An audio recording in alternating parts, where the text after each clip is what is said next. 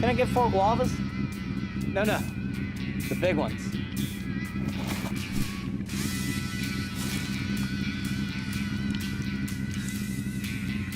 Thanks. Ignite your taste with new NOS Energy Grand Prix Guava. Buy it now at a store near you. This is a special presentation of DIRTVision, bringing you the pinnacle of dirt track racing. Led by Roll of Outlaws Sprints and Late Models. We also have the Super Dirt Car Series, Extreme Outlaw Midgets, American Sprint Car Series, and Dirt Car Summer Nationals. Plus, weekly racing and special events at America's premier racetracks. The best drivers, the best coverage. DIRTVision is home to the greatest shows on dirt.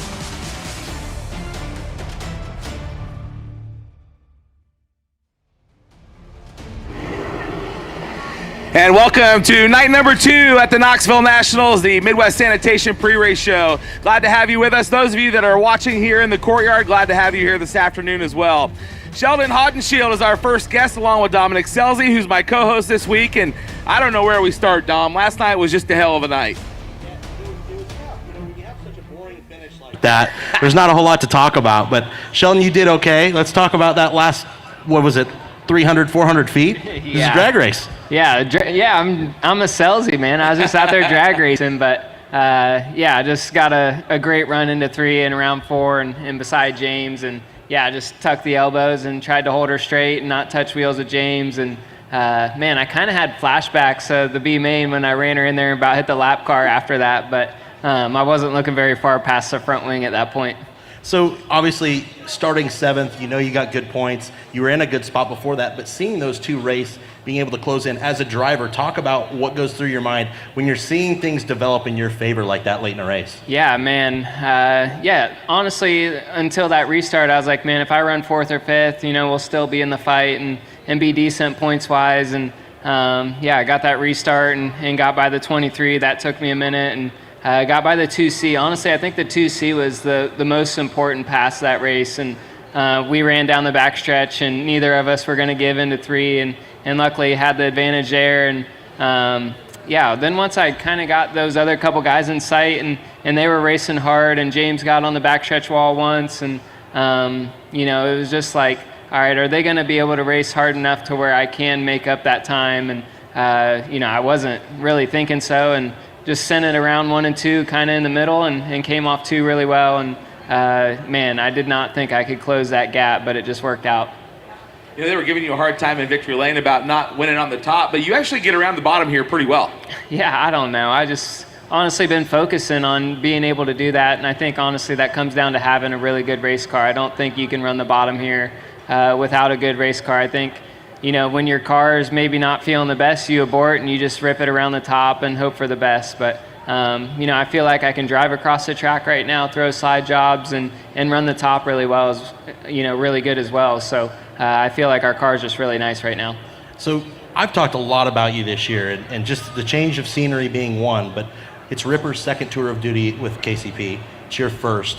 You guys have raced together a lot, but it just seems different this time. You guys are doing things that I've just never seen in consistency, unlike anything else. What's really changed for you guys? Yeah, I don't know. I feel like I keep saying it, but me and Ripper, we're not really doing anything different. I think, this is just a package that we've wanted for a really long time, and we weren't able to get it. And, I feel like we still had really good runs in the past with the 17 team. It just wasn't as consistent as we'd like to be. And, a lot of that was me growing as a driver as well. This is my 10th year out here on the road, and you learn a lot when you spend that much time out here. So, I think it's just all timing and the people that you put yourself around. And, it's just me and Ripper have grown a lot together and learned a lot together. And, I think just this package kind of has our nights rolling a little bit smoother and making my life a little bit easier on track.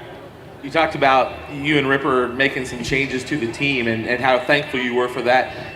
What kind of changes are you talking about? Was it wholesale changes, new kind of chassis, new engine package, or what was it that made it that much more comfortable for you guys? No, I think just more, it's definitely a 180 from what we're coming from. So, when we got into the 18 team, Ripper knew kind of what to expect. And, I have a relationship with Adam from the 17 team when I first got there. So, I think it was just little things once we got there. And, honestly, this winter I think will be even better for us. We're still kind of rolling off some stuff that they had there. And, I'm excited for this winter for Ripper to really get in there and, just fine tune a couple things that we haven't had time to do. And,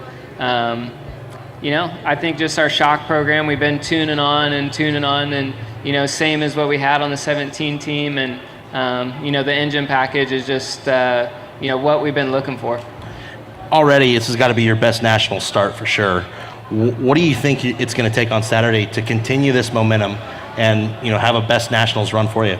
Yeah, I think just, honestly, every nationals, I've went forward every single nationals I've ever been in. I think I've started probably outside the top 15, all but 2 of them, and then finished in the top 10 of all of those. And last year, I think was still solid. We held our own. We just didn't go as forward as much as I would have liked last year. But, I think just starting up front, we're going to be able to put up a fight. And, I know we have the car to do it. So just keep the mindset that we can do it and make consistent laps. 50 laps is a long race. So just make sure we're there at the end. Donnie talked about running that race like 2 different races. Is that kind of how you approach it too? Yeah, I think all of us almost every time. For me, I've started so far back in the past, it's just been if I can get 4 or 5 spots there at the halfway mark and survive that and not get lapped. Sometimes you can get lapped really quick on that. If you're starting in the back 15, those leaders are coming quick on a fast racetrack. So, that's step 1 when you're starting back there. We're not worrying about that this year. So, I think we'll just manage this first 25 and then, the second 25 you can really get with it. But honestly, last year, Tim's put up such a pace that I think you're going to start seeing that more and more. This race is pretty on kill from lap 1. I didn't get to really get around it much of the pit and see the cars, but what did tire wear look like that night? It seemed like the track was pretty fast. Usually you might see blistering, but did you guys have any wear at all? I didn't honestly look that much, but I feel like they were pretty good, and I don't feel like I really spun tires at all, and maybe in 1 and 2 a little bit, but I feel like my left rear was in grip all night. So I'm not too worried about the tire wear, especially I feel like it's just 2 25-lap races. I know Larson's not changed tires, and that might be a possibility because I feel like the tires are pretty sketchy right now. So if you do 25 good ones and you like that set of tires, sometimes swapping them out might harm you more than do good. Tell us about the paint scheme this week. Much different. I don't know if I've ever seen you in a pink car. Yeah, no, the Grand Prix Guava with NOS, it all just kind of worked out perfect, and they killed it on the design, and everything came together really nicely. But it's just funny. Me and my dad always have joked about, we don't care if it's a pink race car as long as it wins. We're happy. So hopefully we can do that Saturday. Matt and Brett really need to look into doing more special paint schemes. Gio had the special paint scheme at 24 and won their prelim night, and now you've won it again. Yeah, no kidding. And they love doing them, man. There's still parts upstairs from the half and half car, their Vegas car. So perfect deal for them. I think Matt was chomping at the bit to do another car, and he'd probably just do a random car for every big show. But what a privilege it is to have the NOS colors on there and be able to represent a new flavor for them, and just pretty special. What's the rest of the week look like for you now that you've had your qualifying nights out of the way? What does the rest of the week look like for Sheldon? This was the last thing on my schedule, just you, Tony. Wow, how about that? We're so lucky. I'll drink to that. I will too. So speaking of that, I'm drinking NOS, by the way. So you guys have been with NOS for a long time. Lauren's followed you over here as well. What is that relationship like? I mean, you don't see that very often, and especially sprint car racing, a relationship lasts this long. Yeah, man, so grateful, honestly. This is my 9th year with NOS Energy Drink, and it's been such a good relationship. Just grateful that we won right off the bat with them as soon as I got to the 17, and just all the cool things that we get to do, these video shoots, and how much she helps the whole sport, with the USAC and the Outlaws, and everything that she does, the Chili Bowl. I mean, I don't think there's ever been a sponsor in dirt racing that has helped as a whole. They might help one single driver, but, we have 12 NOS athletes, I think 13 NOS athletes that, she supports big time.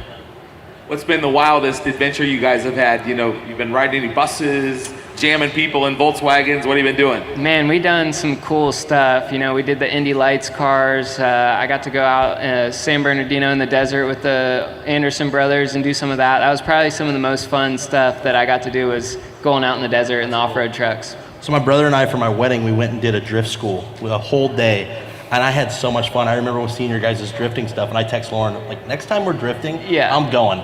So I need to be an honorary NOS athlete. Talk about the drifting compared to sprint car racing, how different it is. Oh man, hilarious story. The first time that, you know, my first year on the deal, we did the drift at Charlotte. They came down after the end of our year, and I mean, them cars are sick. Like, they're full tilt race cars, and they let me hop in it, and I was going out there. I had a circle track set up, and man, I couldn't make a lap. I'm making a left-hand turn. I'm like, what am I doing? Like, am I this dumb that I cannot do this? And Chris Forsberg reached in, he's looking, he's like, oh, power steering wasn't on. I was like, dude, I thought you were like really, really good and strong at driving this thing, but they have electric power steering, switch wasn't on.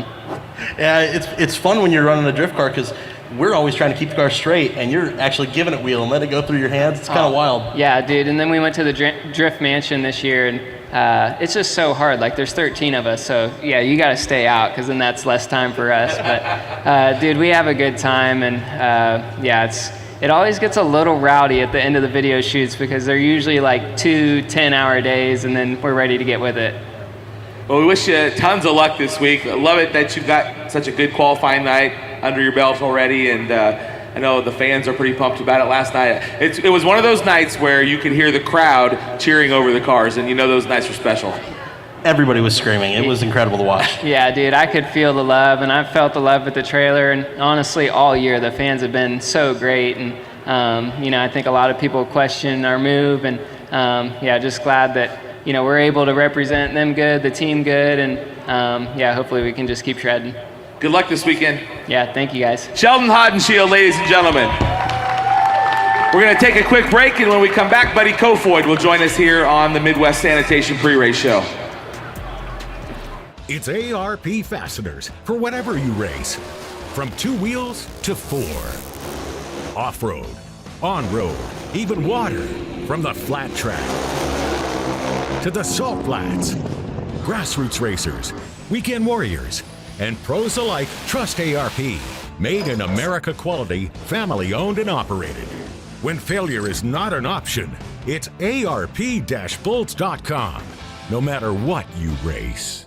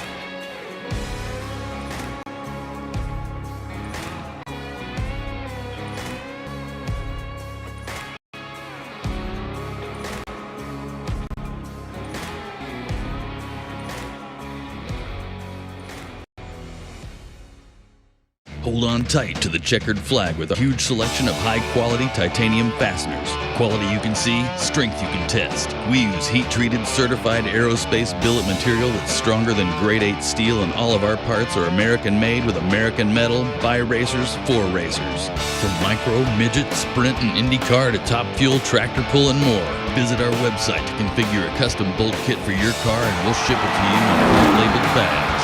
Smith Titanium. We winnovate. Back to the Knoxville Nationals pre-race show presented by Midwest Sanitation, and right on cue, Buddy Kofoid is our next guest on the show. I actually just heard he got penalized 2 spots for being late to the interview. This is like missing the driver's meeting. Oh, you're good. He's safe. He's safe. Buddy, thanks for being here with us, man. Appreciate it. Happy to be here. So, Exciting night last night. What were your thoughts from the first night of the Nationals? Didn't disappoint like he usually does, so doesn't disappoint. So no, really good race. Despite it being really wet, I feel like it's still, you had a lot of lane choices that came and gone, which I feel like is synonymous for how hard and tricky this place is. So it's cool to see that, and definitely there's definitely a lot of points being made up, despite it being probably tough to pass. And it was still, if you can make it happen, it'll happen. Now it seems like another year of you guys having great speed with Dylan coming into a place that's his home race basically now. What would that mean for you to have a really good run here at the Nationals? I think just in general, it'd mean a lot. It'd be the biggest, obviously the biggest win in my career, and definitely a life-changing race for sure. So, and then to, our shop's only right down by the Walmart, so not a long drive, and then probably come back this way and go across the street. So no, it'd be definitely life-changing and huge. So something we all strive to hopefully do one day, and just little by little try and get better and better to hopefully be in the history books for that. You say one day, but you guys are having a great season, by all accounts. You could be this year. I sure hope so. It's been a really good year, and just looking back already, it's just crazy to think about how far we've come together. So no, in this place too, though, is a very humbling place, and it reminds you how tough it is, though. So I still feel like we have some room for improvement, and I have some room for improvement, and we'll just do the best we can, and definitely would love that more than anything. So a lot of people don't know that you started racing sprint cars at like 9 years old out in California in the 11 car. What is that like, having 35 years of experience at such a young age? That's got to be such an advantage for some of these other younger guys. Yeah, I feel like I have a lot of experience for my age. Definitely not close to your age yet, but no, 24, but I feel old already sometimes. But definitely had a lot of great opportunities, and a lot of people that believed in me when I didn't even know what I wanted to do yet. So definitely appreciative of that, and I feel like being pushed that way and starting young, and even throughout my career in the outlaw cars, just always was in the next class extremely young, and then got pushed into the sprint cars and picked it up fairly quick, but had a couple years of practice to figure it out, and I feel like that's definitely helped me. So looking back, a lot of that I feel like happened so long ago I barely even remember some of it. Look at it this way. Steve Kinzer didn't start till he was 21, and look at his success. You got this in the bag, man. No pressure, of course. There is no one that will top Steve, and I hope to God that no one does. So Steve is my first hero, and it'd be nice to just hopefully keep up this trajectory, and just keep winning as much as we can, and hopefully one day be an outlaw champion. I think everybody that is from California likes seeing a Californian in the 83 car. Talk about that pairing. You guys have been hot from the moment you jumped in it, and it seems like you and Dylan are continuing to build on your guys' success. Yeah, it's I was younger, and I always wanted to race sprint cars. I always wanted to be an outlaw, ever since I started racing, or even probably when I was first introduced to it. And to kind of come full circle, my first year on tour is in the Roth car that I grew up watching Tim Kading, and grew up racing Gio and Kyle Hurst in the Roth car. So it was around it for a long time, and then to move out to the Midwest young and do a lot of racing, and then to start on the outlaw tour back in a California car has definitely been life-changing, and also with the help of Toyota and Mobil One, and to do it with great people that I feel like I can call some of my best friends, and really look up to. It makes it that much better, and the success isn't easy, but it definitely helps you have more success when you have great relationships like that. California drivers have been fairly successful here. Why do you think that is? Placerville. I don't know, to be honest. I feel like I haven't had a lot of it here. I mean, a couple podiums, and I've had some speed, but still looking for a first win. But I don't know. I feel like California has just been a hotbed, and we see a lot of different types of racetracks, heavier slick, and but also a lot of people from California that want to try and make something of themselves, ironically get out of California and push themselves to race anywhere, anytime, and just trying to be versatile. You joke about racing since you've been so young, but quite honestly, maybe that's it, right? The Cycle Land and all those places where you guys had a chance to race at a much younger age, you do come here with a lot more seat time. Do you think that's part of it? I'm sure it's helped, yeah. I've been racing sprint cars for probably a good 10 years now, 10 to 12 years, and raced quite a bit, but also raced a lot of different cars too. I've always thought racing a lot of different cars, and not just sprint cars. I mean, I think in 22, I think I ran 8 different types of race cars, from the wing sprint car, 410s, non-wing 410s, wing 360s, midgets, silver crown car, pavement midget, late model, ARCA car, NASCAR truck. So I think and I tried to always pride myself in jumping in something and trying to make it work and be successful, but also going from track to track, or even going to Australia, New Zealand. I try to have no breaks. So I think that's been my biggest thing that I've always thought is something that will just help you get better. I remember from a young age on Facebook, your grandpa was defending you, and people were talking about, like, oh, this young kid has no business behind the wheel of a sprint car.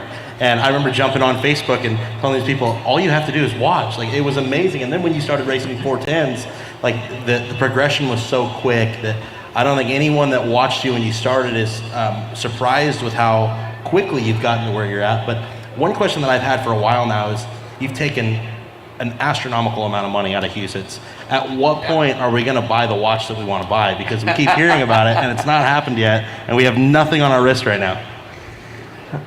I'm like any race car driver, I'm a penny pincher. I don't know, I need to talk to your guy and try and get on the list, but it's funny you bring that up. Never in a million years, I never thought I'd be racing professionally and for a living, and even to the point where I could consider buying certain things, and that's just been lucky to be surrounded by people that allow me to be in that position where I can make a good living and enjoy and do something I love. So one day it'll happen soon. So let's back up to when you guys were both kids. Who's won more races as a kid? You or him? Buddy had to have, I imagine. I don't know. I grew up Northern California racing outlaw karts, and they grew up Central, which doesn't seem that far, but I feel like there's such a big disconnect from the outlaw karts to the micros. I was never really in that world. I went go-karts straight to sprint cars. So I don't know. It's actually weird because, like, California is really segregated. Yeah. You have, like, Sacramento North, you run outlaw karts, and then Sacramento South, you run micro sprints. Huh. So we'd never really race against each other until we got to sprint cars. I don't think I'd ever seen a micro race until I was already in sprint cars either. No kidding. Wow. Actually, Kyle Larson was the first outlaw kart guy that we saw. You probably weren't even born yet, actually, not even making a joke. And I remember he came and drove our engine builder's car, and we're like, outlaw kart guy. And he won the second night out, and everyone's like, okay, what are these? And then we started watching his mom's videos, and that's when all, like, the guys down here, like the Facino brothers and, the Macedo brothers, we grew up racing with the Macedo brothers, we all would pay attention to the outlaw kart stuff, and we knew when guys were coming up and stuff, because, I mean, when we saw Buddy at a young age, we're like, okay, well, he can run a 500 and a 250 pretty good, he's going to be good in a sprint car. Yeah, it was such a big disconnect, like, but it is funny, though. We knew who won in the micros, wherever, if it was Visalia or wherever, Stockton. But then I feel like, they knew what was going on at Cycling and Red Bluff. But I feel like you never saw a crossover ever, ironically. It's kind of wild. When you think about the amount of talented drivers that have come from California, like Caleb Henry, the All-Star champion, he grew up in outlaw karts, right? I've known Caleb since I was 6, so yeah. Yeah, and his brother races micros. So now we're starting to see a little bit of that, but we would never, at our age, we'd never see that crossover.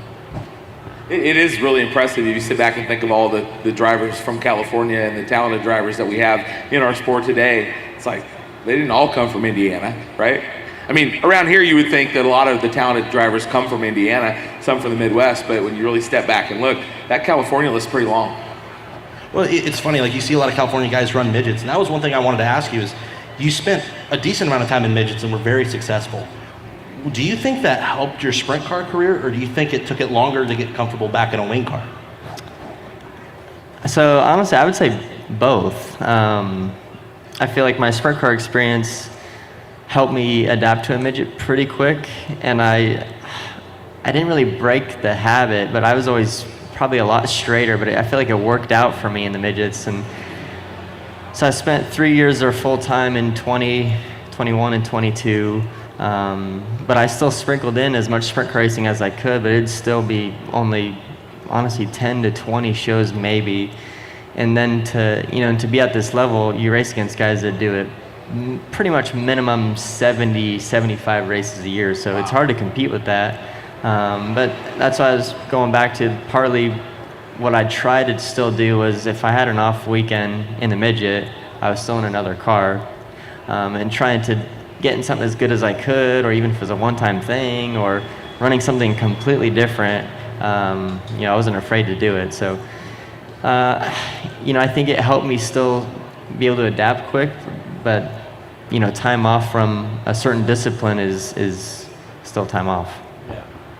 Well, we wish you lots of luck this week. We know that the Knoxville Nationals is not easy, but knowing the success that you guys have had this year and the team that you're with, we know that they know how to win the Knoxville Nationals, right? So we look forward to seeing you run Saturday night and contend for a big win. Oh, thank you. I appreciate it. I hope that'd be a dream come true. We'll try. Buddy Kofoid, ladies and gentlemen, give him a round of applause. We're going to take another quick break, and when we come back, JJ Hickle will join us on the show. Thanks, buddy. At Pit Boss Jack's, we put in the work in the shop so you can put in your work at the track. Engineering, speed, durability. Pit Boss Jack's, like a boss.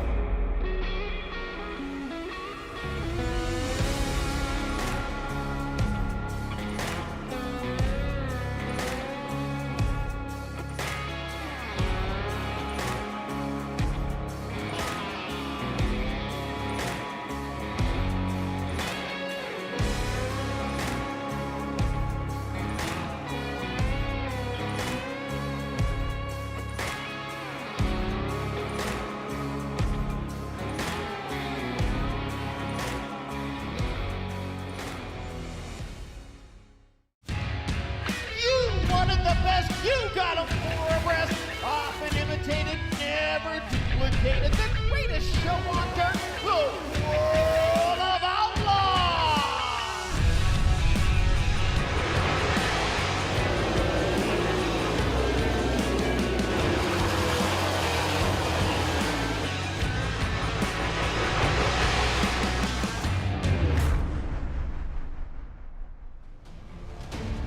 It's like last time we won,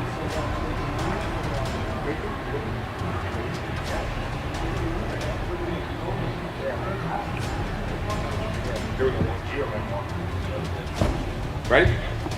Welcome back to the pre-race show presented by Midwest Sanitation. We're up here talking and we're not even paying attention to our director here on the stage. But again, thank you for all of you that are sitting here watching with us this afternoon. Glad to have you here today. Had a little bit of rain this morning, but we're all systems go. If you haven't been out to look at the racetrack, we're in good shape. So going to leave the rigs in tonight, so that'll help speed things up a little bit instead of having to move guys in and out. But JJ Hickles joining us on the show now, and JJ is one of our weekly competitors here in our Light and State Bank 410s and in our Randall Roofing 360s. So JJ, welcome to the show.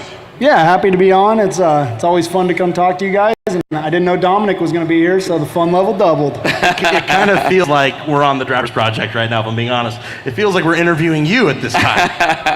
That might be easier, actually. Exactly. He's like a prettier version of Daryl. You know what? We are actively looking for a replacement, so if you're not doing anything, we already have Jackson working it, so we pretty much have the whole team here. But talk about your move to Knoxville, man. You were a Washington guy forever. You came to California and, ran for Jane and Ivan, and then ASCS National. Now we're a local in Knoxville. Talk about that progression. Yeah, it's pretty wild. I didn't know what I was going to do. Ended up in California, got to do a couple years there. We ran the national tour, and then I ended up getting to race a year here with Brandon Eikenberry after that. And then that brought me to Ohio to run the All-Star Tour, and then that took me to Michigan, and then I ended up back here, and this is my second full year with Matt Morrow Racing in the 410 class here, and then my first year running my own 360 deal. And man, it's just been kind of a dream come true. You play a video game as a kid called Road to Knoxville, and so to kind of live, it's been really darn cool. And I feel like we're getting to the point now where we're getting pretty competitive, but it's like we're just getting to the next chapter, and hopefully we write this story where there's a lot of success at the end of it here. So watching you run those two cars that you run in weekly, both great cars, but I think one of the things for me that's been the most impressive is how hands-on you are with your own car, first of all, but just the sheer amount of laps that you race in a night, to me, is what's giving you an advantage over some of these guys. Like the night that you and Clint Garner were swapping sliders, racing for that first win you got here. We talked about it after the race, and I attributed it to the fact that nobody's turned more laps here this year than you. Absolutely, and that's kind of what I tell like Austin and Carl. It's like Austin and Carson. I didn't get to grow up here with my dad racing here every week. I'm trying to make up for lost time here, and so I feel like putting ourselves in position to run every lap every night has made my learning curve so much faster. It's no secret this place is extremely technical, extremely tough, and it takes a lot of time to really get competitive here, especially around the bottom. And I feel like we're just a work in progress. JJ, to me, you're such an anomaly of the sport. You're the young age of, 48 now? My gosh, you almost have as many gray hairs as I do. But you stayed in Washington so long running with your family, and then to go to California at such a later time. Now, to me, it seems like you're that next guy that could be fighting for a Knoxville Raceway championship. You're the next guy that could be looking for a national ride. Well, talk about that journey. I really feel that it's an unknown one to a lot of fans out here. The fighting, scratching, and clawing it's taken for you to get to be a contender to run very well in the Knoxville Nationals. Yeah, I appreciate that, honestly, and it's been a long road. To be honest, we used just to race every Saturday. My dad would work 50, 60 hours a week. I'd work 50 or 60 hours a week, and we'd go race once a weekend, and we loved what we were doing. I didn't not come out here because I didn't want to. It was just a matter of getting good enough to make it so I could get some opportunities to kind of get out and see the world and race a little bit more. And I just feel like I've had some really great opportunities. I've had some that weren't so good either, but they've all kind of molded my path and made it so I've been able to deal with certain adversity and stuff like that. And I just think the biggest thing's never giving up. Like everybody, I've been told a lot of time there's not much of a retirement in this deal, but I feel like if you do what you love every single day, the retirement part's just kind of, I'll figure that out later. It's just, I absolutely love what I do. I love driving race cars, and I've committed my whole life to it, and I'm very grateful that I feel like it's starting to pay off a little bit here. Like I've had people ask me, like, man, where's this coming from? Like this year, it's like, dude, this is 36 years of a culmination of a lot of hard work to get to this point. But like I said, I feel like we're just in position now, and it just makes me want to work harder to kind of really reap the rewards, hopefully.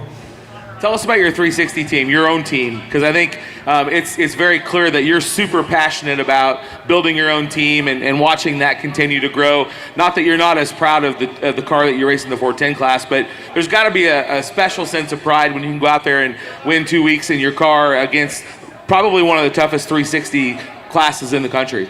100%. I'm extremely proud of that 63 car. that's my life savings. That's my house that I would have bought at 35 years old. You know what I mean? And yeah, I am extremely proud of that. Blake puts in a ton of work. Blake Cook, my crew chief, we keep the car up at his house. He eats, sleeps, and breathes it. He's got a shock dyno in his living room. You know, it's like we both are from Washington. We both live out here just because we love racing and we love coming to Knoxville Raceway. And yeah, I mean, I'm super proud of what we're doing in the 2M too, but to build the 63 up has just been so awesome because, you know, like Dom said, as a 36-year-old up-and-comer, there's not a lot of calls, and I feel like you're just pretty much permanently on the hot seat. So to create my own team and have something that I can always fall back on, you know, when Matt Morrow gets rid of me for some young whippersnapper or whatever, it's just trying to put myself in good position, like I said, to do what I love for as long as I can.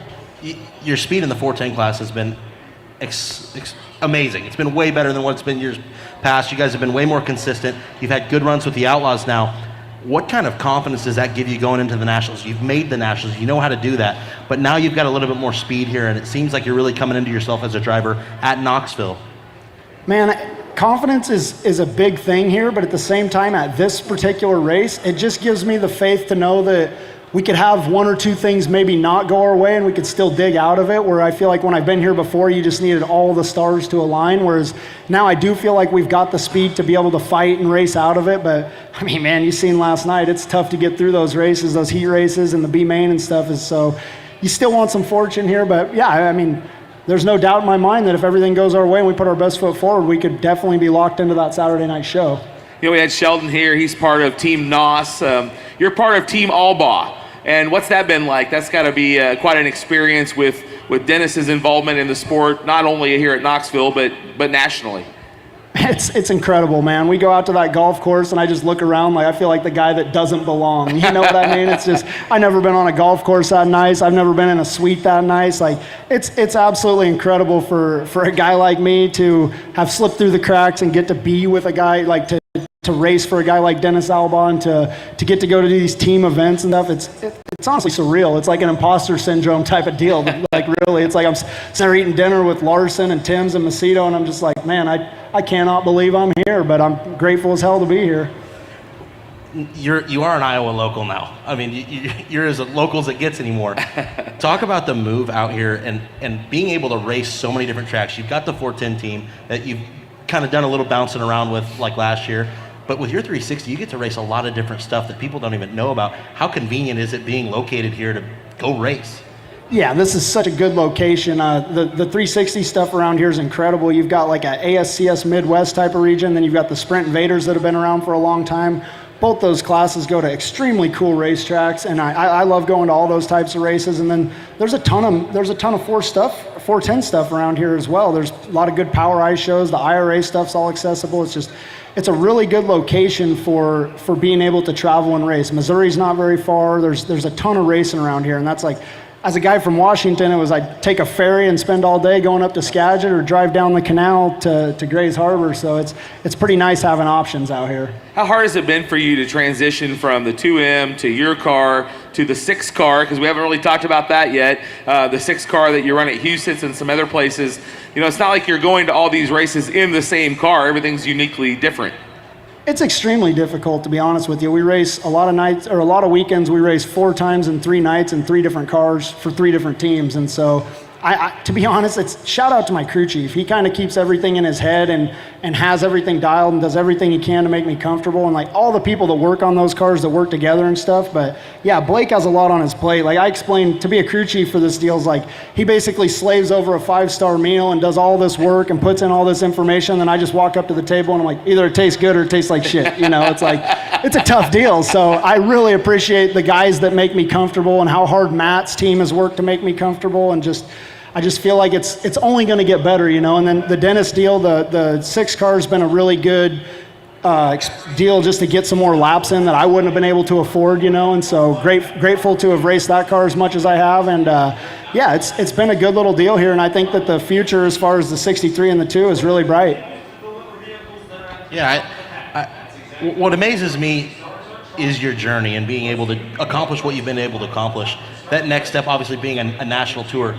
Do you have any plans of being able to go somewhere after the Knoxville season ends? Do you have anything lined up to be able to get to PA or California or somewhere else right now? Man, no, I need you to pull some strings, find me some rides out there. But no, I really don't have anything lined up. Like, we've got still a bit more racing here in the Midwest for, a few weeks, or probably a month or two, but definitely open to going out and running some swings and trying to really, put something together where we race the same car a handful of times would be nice. The one-off deals to like go back to Washington and race against all the high limit guys, like it's just so tough to go get in a car and race against the best guys in the world that have been in the same car all year. It's like, it's not that I wouldn't do it, but boy, the situation all has to really align with what I've already got going on, or else I feel like we're just setting ourselves up to struggle. Yeah. Well, another cool thing about you is a lot of people don't know you're the VP of the Drivers Project. Talk about the fun that we have on that podcast, and I mean, you're really the pioneer. That it was you're in Daryl's idea, wasn't it?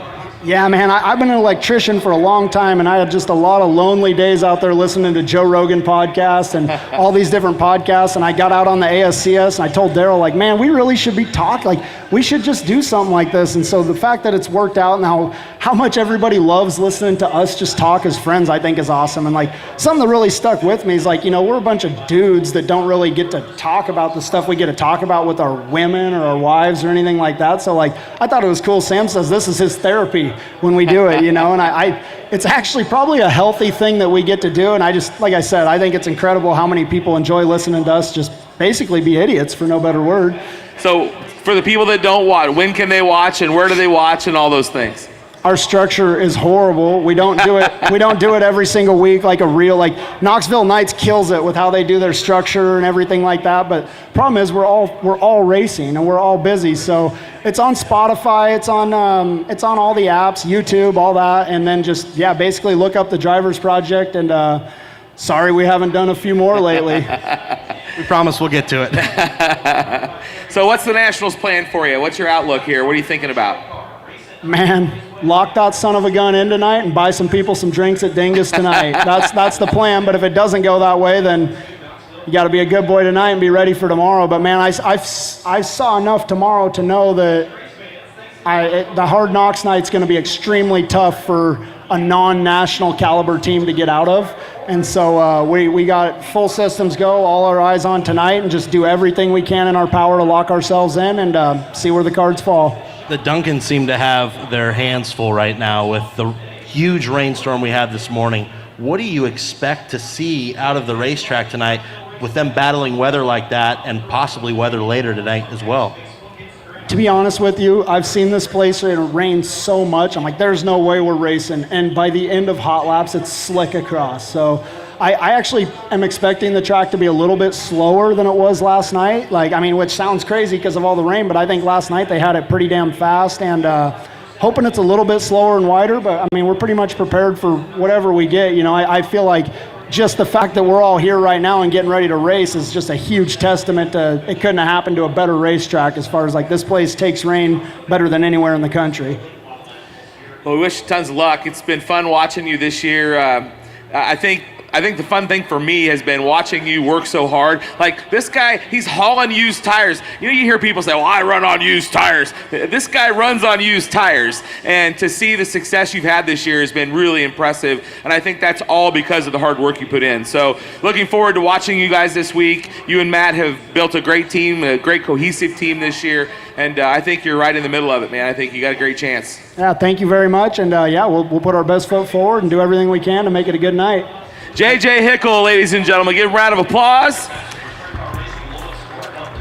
Ryan Timms will be our next guest. We're going to take one more quick break, and we'll be right back here on the Knoxville Raceway pre-race show presented by Midwest Sanitation. I've been told my whole life that I'm pretty fast. For a girl. Well, I hate to break it to you, but that's not true. Jay Evans gets it done. Because with the right team, you write your own story. So no, I'm not fast for a girl. I'm fast, period.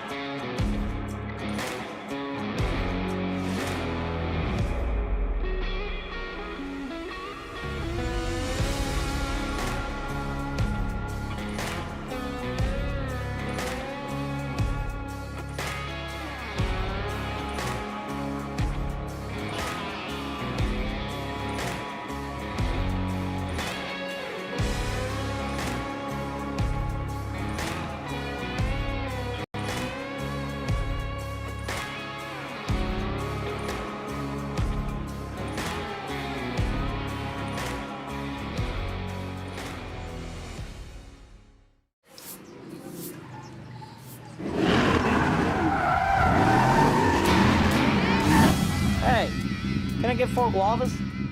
No, the big ones.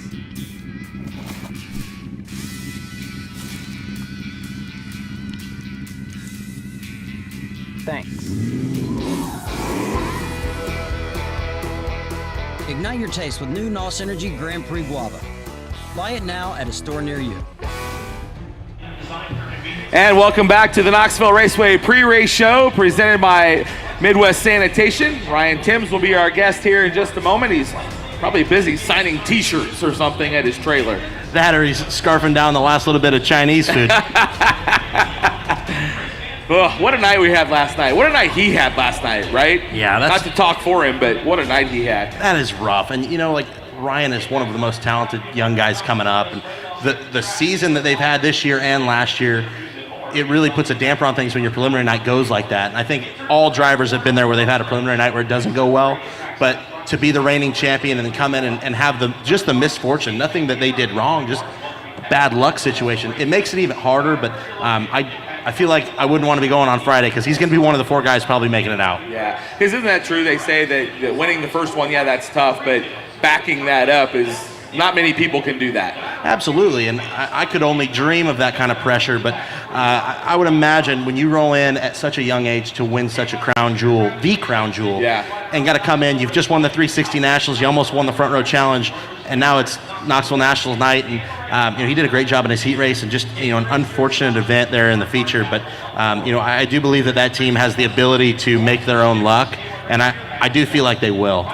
We've watched, obviously, I've got to watch him all season running here weekly, and he's contending for a track championship, and I really believe the fact that he came back from, we might have to pull you up here, so don't go too far away.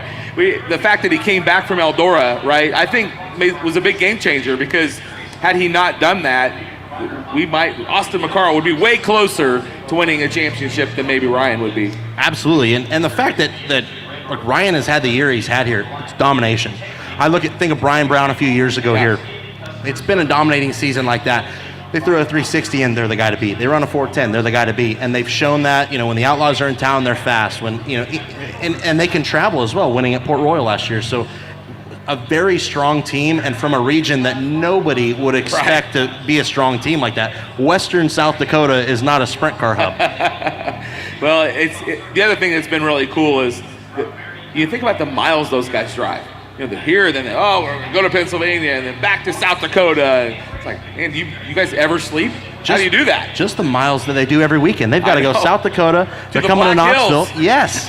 And then back up to Houston and over. I mean, these guys are putting a lot of effort in for the season that they're running, and I think it's probably really rewarding for the speed that they've had the last couple of years. And one thing about the 10 car, I don't know the history on it, and I don't know Shane's history, but when Scott Bagucki was in it, the speed that he had, and he ran so well at the Knoxville Nationals in it, that really, I think, opened a lot of eyes to see what is this deal all about. And I think what we're seeing, the capabilities of the team right now, they're really hitting on all 8, and from their engine program to their setup, I mean, they're really working great on all aspects. Well, I think the other thing for me that's interesting is they don't have part failures.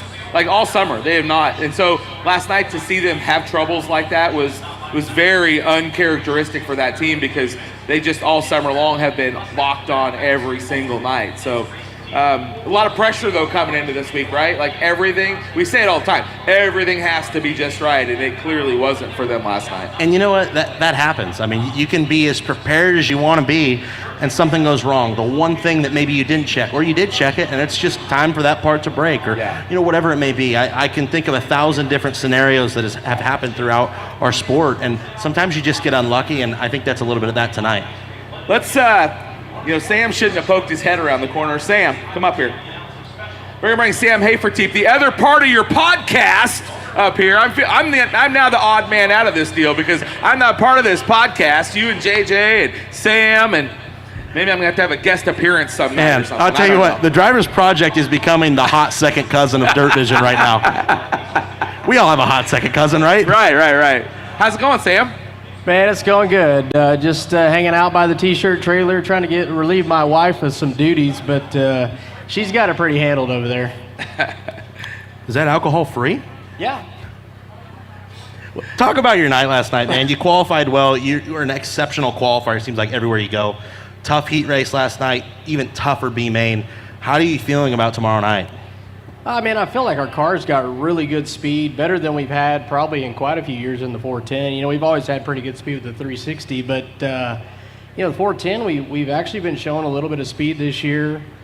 But, you know, when you line up behind Donnie Schatz in the heat race and he can't get out, you know, it's like, you know, it was pretty dominant on the bottom, and I don't know how you're going to pass Donnie Schatz on the bottom because there ain't nobody that does it better than that. And it just a tough night last night. You know, I think the inside row just wasn't going as good as the outside row, and not to say if we started on the outside row we were going to get out. I think guys that started on the outside row last night had a little bit better shot.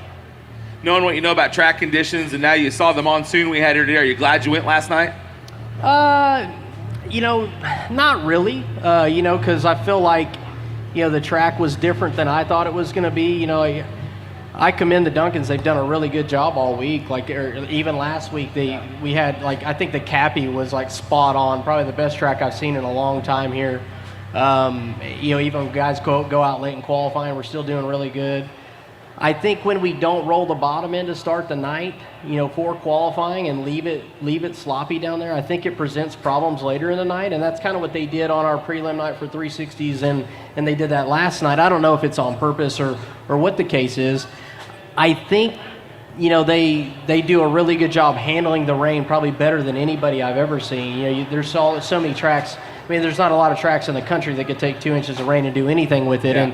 And these guys are probably going to have a damn good racetrack tonight. I think they've handled the rain as good as anybody all year long, and I think they'll do it again tonight. Everybody we've had up here today has mentioned running in the bottom. Do you guys, when you go to the driver's meeting, because I never get to go, so I don't hear this, but do you guys ever say, hey, we'd like to run the bottom in a little bit more tonight than we did last night, or do you just do what they tell you to do? Well, I mean, it's their gig, you know, like to pretend like us drivers know better than the Duncans do about doing track prep is totally wrong. We know what we want, yeah, but do we know how to achieve that? Probably not. You know, these guys probably know it a little bit better than we do, and to be honest, you know, all drivers are that way. You know, we want it to be perfect, and we want it to be the best, you know, fair opportunity for everybody. And, you know, and some nights it just isn't that way, and it's not done on purpose. I can tell you that. It's like I tell people, these guys are going out here. Do they want a good racetrack? Well, hell yeah, they do, because it's just as hard work for them to prep a bad racetrack as it is a good one. So, like I say, I commend them. You know, maybe the track's not going to be perfect every night, but you know, that's part of nationals. I mean, you think about it. Circumstances are what makes guys win this race. And you know, last night, the first start, just think about Sheldon Hodenshield. The first start in his heat race, if it goes, he's not getting in. Right. And David Gravel's starting 7th in the feature instead of Sheldon. So, you know, it's just circumstantial, and that's part of it sometimes. I think it's beautiful to see how difficult this sport is. When, like, we talked about it this morning on our podcast. We've got David Gravel in the B main. We have Rico Abreu in the B main. We have probably 16 to 18 guys in the B main last night that could have won the preliminary feature, but they're stuck in the B main. Talk about how difficult this is and how close all these cars are. Yeah, you know, you have guys that you give feedback, man, the format doesn't need changing, or it does need changing. I think the format's just fine, and we talked about that this morning. The format's fine, but in order for the format to work perfect, all the circumstances have to be perfect too. And you're just not going to get that very often, because, I mean, I remember coming here, they said that was my 18th Nationals last night. You're going to pull all your hair out racing that much. Yeah, I know. It's crazy, isn't it? But, no, I remember when I came here back then, there was the guys that started on the front of the heat, they were going to fall back. Now, everybody's stuff's so good. Guys are polished. A lot of video gets watched. So guys know where to be, even if they're not maybe as fast as these other guys that are starting back. And they can hold a good line for 10 laps and maintain. And that's, you know, back then I used to see a little bit more of that falling backwards, and now we just don't see it. It blows me away. Like, you race full-time ASCS, you very rarely get to put a 410 in. I feel like every year when you come here to Knoxville, you find a way to either time in well or have great speed racing, or both. How do you seem to, more likely than not, have great speed when you come to the Nationals with such few laps throughout the year? Well, I don't feel like we've been that good, but I feel like we had a lot of room to be better than we have been. But for the few shows that we do run, we do okay. And I guess you just credit it to being old. Your notes go far way back, and you're not going to get too far out in left field, so you can't get too far off the beaten path. And nowadays it's so much on fine tuning, and it's like I had this conversation this morning. If you're not out running full time, either here or a national touring 410 race, this race is hard to make. Well, I think, with what we're going to see tomorrow night, it's going to be damn hard to make for anybody, right? I mean, tomorrow night's going to be a tough night. Probably one of the toughest Fridays we've had in a long time. Yeah, I mean, the field of Friday night is unbelievable to me. That just after the first night, what we have for Friday, and we're not even done tonight. Right. Who else are we going to have? We need to pass this mic to this guy. This guy's going to be tough, too. Yeah, they don't want to listen to me anymore. Come on up here, Ryan. Slide in over here. Yeah, we'll share. Hey, before he gets out, give Sam Haferteep a round of applause. Thank you. Appreciate it very much. Thank you. How's it going? Pretty good. How are you guys? Good. Where do we start, man? Yeah, it's been an interesting You've had a week. tough 24 hours. Yeah, absolutely. It's like I said, it's just been a crazy week. You never would have thought all the stuff that's been happening would happen. So right. Well, let's start with some good stuff. How cool was it yesterday to unveil your pole over there? That was amazing. It was a lot more surreal, I guess, than I was expecting, and it looked way cooler than I thought it was going to. And now today to walk through there and see it, blending in with the rest of the other ones, it's pretty amazing. Are you swearing off all Asian food or just Japanese food right now? I didn't eat any Chinese or Asian food to begin with, so. All right, no love lost then. No, I'm a pizza guy. So talk to us about last night. There's, everybody's been speculating what happened last night. All we know is there's a lot of shit going on down there last night. What happened? Yeah, we didn't know anything was wrong until maybe four laps to go in the B, and we were watching our fuel tank drip a little bit of fuel through the breather hole in the bottom, and it went from just a steady drip to like a string coming out. And Marty, he took the cap off, was looking inside. It was already full of fuel, and just kind of in the moment, I think. In the moment, he made a decision that probably wasn't the smartest, and we all screw up. I screwed up in qualifying last night, so it's just a mistake, and he took the fuel plate off and then wasn't able to get the fuel plate back, the bolts back through the bladder, and so that's what the whole commotion was. So for those of us that don't know, the top of the tank has either bolts or studs into it. Mm-hmm. Are you guys running bolts, or are you running studs where you couldn't get the nuts back on? And did the bladder actually fall out of the top of the tank? Yeah, it was. We run bolts through ours, and the bladder was, I guess, you could say falling through. It was full of fuel, 30 gallons of full fuel. So whatever the math on weight that is, I think probably weighs more than me. And not more than me though. No, probably not. So yeah, it was falling down and back, and they had to pump all the fuel out, and that took plenty of time just doing that, and then had to fill it all back up, and then still couldn't really properly. They only got I think there's 10 bolts that go through it, and they got 6 of the 10 in, and they were dedicated to get it in. They were riding on the back of the car. How's your crew guy? He's good today. He's obviously sore everywhere. But to see the dedication in those guys to hustle and ride on the back of a car, getting pushed up the staging, fueling it up, it's pretty impressive, and just shows the dedication these guys have, the belief they have, and wanting to get us out there. Obviously not the title defense start you wanted, but right. I feel like with your guys' speed, you've got to have quite a bit of confidence going into Friday on your team and yourself. Yeah, absolutely. Our car is always really fast here, and as long as I'm doing my part and driving it correctly, we're normally pretty good. So obviously the focus is just getting through Friday first and getting to the main, and then no matter what, we're going to have to dig ourselves out of the hole. But I don't see any reason. Gravel did it last year, ran it all the way up to third, so I don't see why we couldn't do the same. We're at the top of the hour, so I hate to have to cut you off here, but I'm quite sure with all the laps you've turned here this year and the success you guys have had, tomorrow night will be just fine. We'll see you come right to the front. Good luck. I hope so. Thank you. Ryan Timms, ladies and gentlemen. We're at the top of the hour. Tomorrow, we'll have Carson McCarro, Gio Selzy, Tanner Holmes, and Tanner Thorson joining us here on the pre-race show. Thanks to all of our guests, and thanks to all of you for joining us here tonight.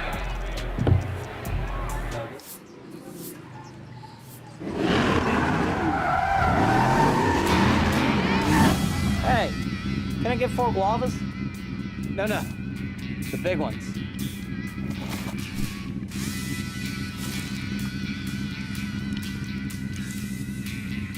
Thanks. Ignite your taste with new NOS Energy Grand Prix Guava. Buy it now at a store near you. My friends know me as Derek, but I'm also Master Sergeant Raxter.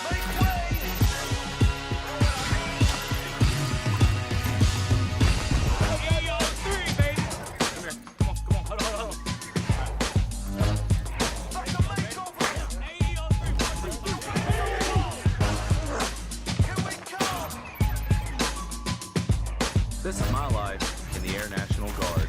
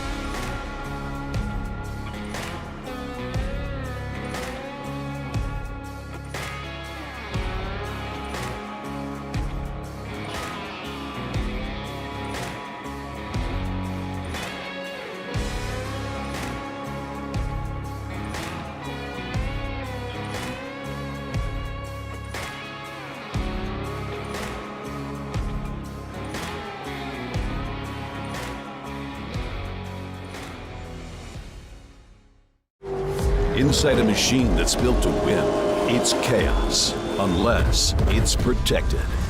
Every component is pushed to the limit.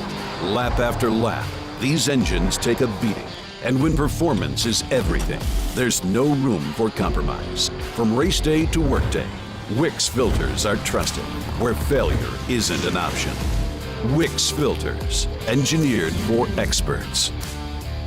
World of Outlaws are back at Houston Speedway. Friday through Sunday, September 4th through the 6th for the LG Everest Houston Shootout. The greatest sprint car drivers in the world wrap up the season as D&I Railroads, Maryland Royce, and Ace Ready Mix bring you 3 big nights featuring a $25,000 top prize. Get your tickets and campsites now at HoustonSpeedway.com. That's 3 action-packed nights of the greatest show on dirt in the LG Everest Houston Shootout, September 4th through the 6th. I chose the Chasm system. A lot of the top drivers in the sport were using it, and being a father and all the back injuries happening, I felt like it's just extra insurance on keeping your back healthy and safe. Years ago, I broke and fractured my T5 vertebrae. Since then, I've always been on top of my safety stuff, but I think the Chasm is just the next layer of being on top of the safety.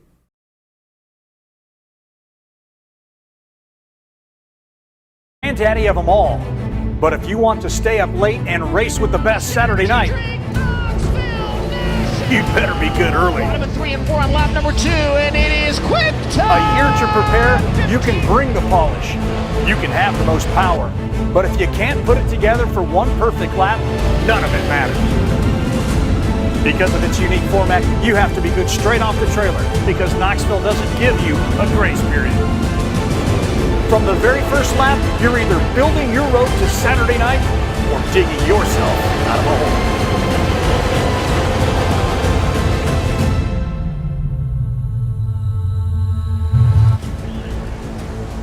Who has a foundation to build on and who is already in the hole after night number one? Let's find out together as we welcome everyone back to the 65th NOS Energy Drink Knoxville Nationals presented by Casey's. You know, nearly 2 inches of overnight and early morning rain. Mother Nature threw her best pitch, but because her timing was off, the rain, wind, and lightning from this AM will get complemented and countered by noise, speed, and competition this PM as we welcome everyone to Toyota qualifying night, where after a day of drama and a photo finish, what can happen next? That's what we're all here to find out. Alongside of Connor Wade, I am Dave Reef, and I'll tell you what, we are here on a night that we didn't think was necessarily going to be possible. By the way, this guy is the best pit reporter in the business, but you're not the only one that's the best of the best here. We've got a track prep crew called the Duncan family, and what does that mean after nearly 2 inches of rain this morning? It means we're going to be just fine, Dave. Absolutely. There's 2 days that I love coming to a racetrack, and it's the day after a really good race, and it's the day whenever we thought it was going to rain, it sounded we weren't going to be there, and we got to be there anyway. And guess what? Both of those situations are true today. An absolute banger last night. Sheldon Haudenschild in the final corner gets the win. We're going to recap last night more here in just a little bit, but also, like Dave said, a lot of rain today, but I went out to the racetrack not too long ago. You did the same, Dave. And it looks really good considering the precipitation that we had this morning. The Duncan family was prepared for it. They had this track sealed over. They didn't add as much moisture to it in the late hours of last night and this morning to prepare for that. So is it going to be heavy at times early in the night? Sure.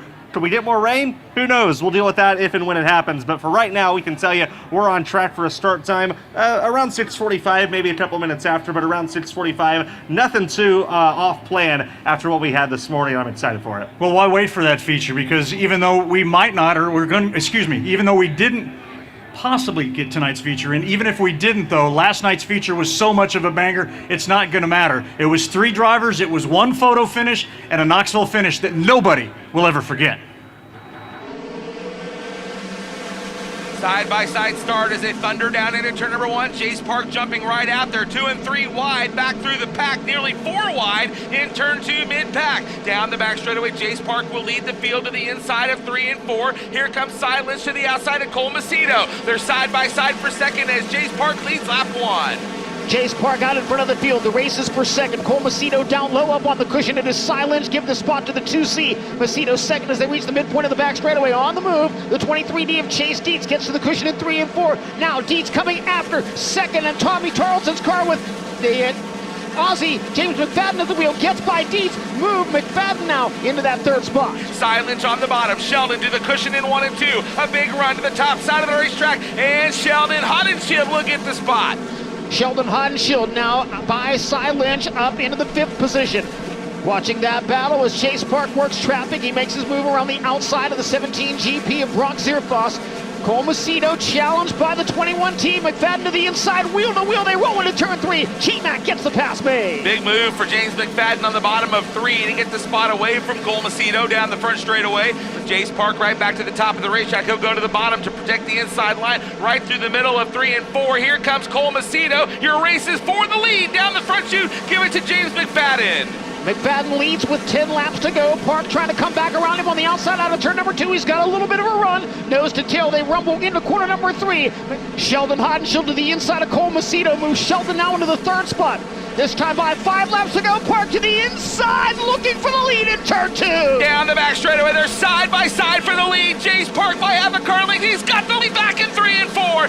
But not done yet. Here comes McFadden back to the inside as they cross the line. And Sheldon's getting closer to both of them with 2 laps to go. Jace Park working the high side of the racetrack. Now James McFadden by half a car length. Park doesn't lift. They'll go wheel to wheel into 3 and 4.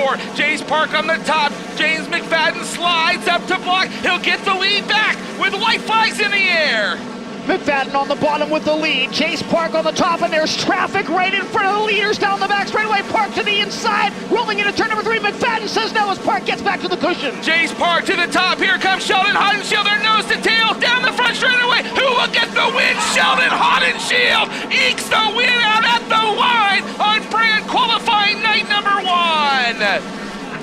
I never count myself out, that's for sure. Man, hats off to Ripper, Adam Dawson, man. The 28 and the 21 there, they got to play in a couple games on the white flag, and I saw the 21 cut down real hard, and I knew he kind of probably lost a little bit of momentum. And then he slid across the track, and I was like, man, if I could get my right rear where I've been putting it, I think I will have a shot, long as they don't close that gap too soon. But we took Sunday, Monday off. We had a little bit of a rough stretch there with Attica and Baps. I had a couple tore up cars upstairs, so we just took a couple nights off and regrouped, had a team dinner, and just, relaxed as much as we could and to prepare for this week. And I love the random cheers from the crowd watching that feature as we get an opportunity now to revisit our day one points to find out how they stack up. Qualifying ninth, running second in his heat and grabbing the top qualifying spot. That's the road to 481, as hot as the man to beat. McFadden is right there, just 3 behind him. Casey Kane's quick time still pays off, though. He's third in points. Justin Henderson might be a bit off the radar, but he's in range as Dietz, Gravel, and Rico are tied at 460. And how about Jace Park?